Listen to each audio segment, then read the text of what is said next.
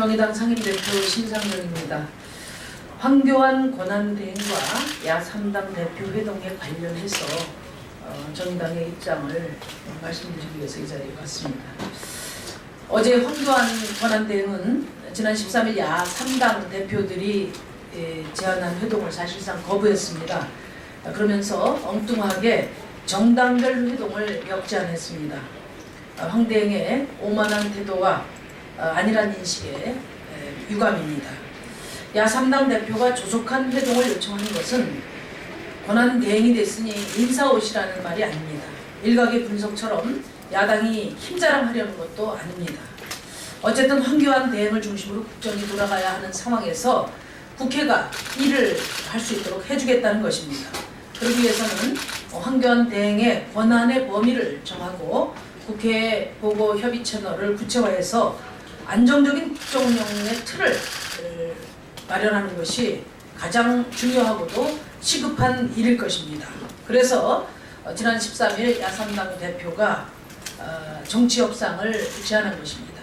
야3당 대표가 제안한 정치 협상은 조속한 국정 정상화의 출발입니다. 물론 야3당은 황 대행이 과도체제를 이끌 자격이 있다고 생각하지는 않습니다. 국민들은 황교안 권한대행은 물러나는 것이 맞다 이런 생각을 갖고 있습니다. 그럼에도 대통령이 직무정지된 상태에서 대내적인 위기를 관리할 정부 수반이 있어야 하고 또 권한대행이 거취를 놓고 다툴 만큼 나라 사정이 한가롭지 않기 때문에 지켜보는 것입니다.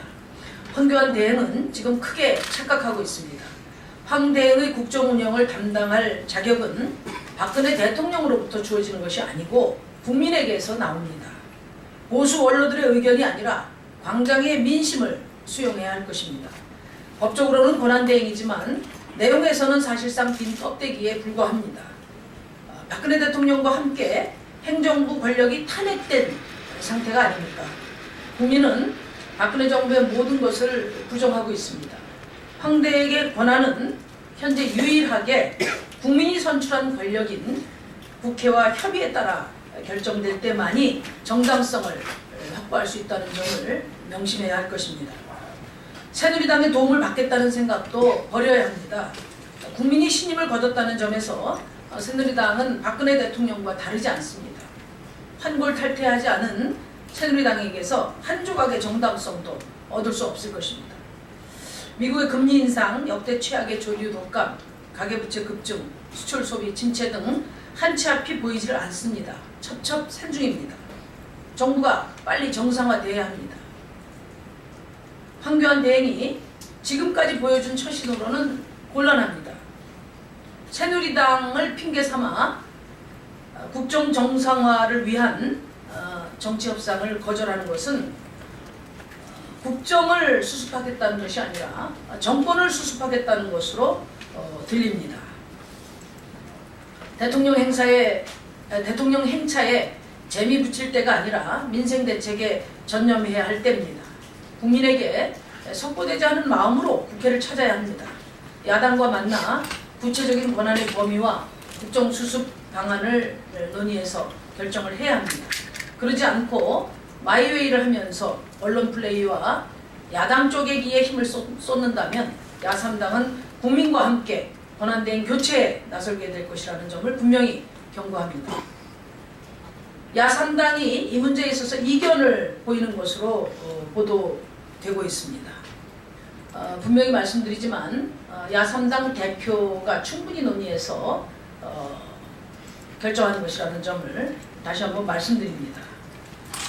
탄핵 국면에서도 박근혜 정부는 늘 야3당을 떼어내려고 애를 썼고 국민들은 야3당이 확고한 공조를 통해서 국면을 책임있게 수습하라고 주문했습니다.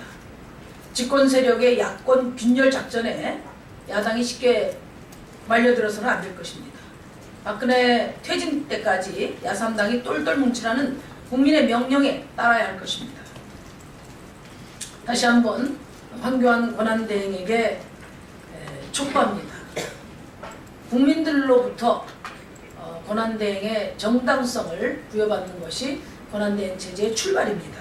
야3당이 제안한 정치 협상에 조속한 시일 내에 응할 것을 다시 한번 촉구합니다.